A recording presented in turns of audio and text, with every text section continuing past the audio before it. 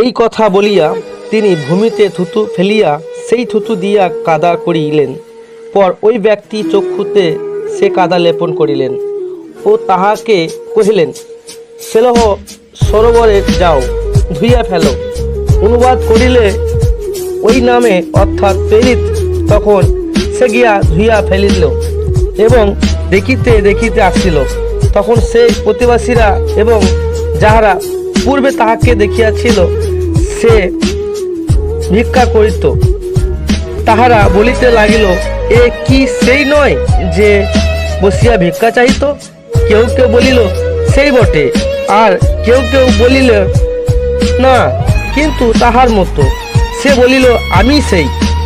তখন তাহারা তাহাকে বলিল, তবে কি প্রকার তোমার চক্ষু খুলিয়া গেল?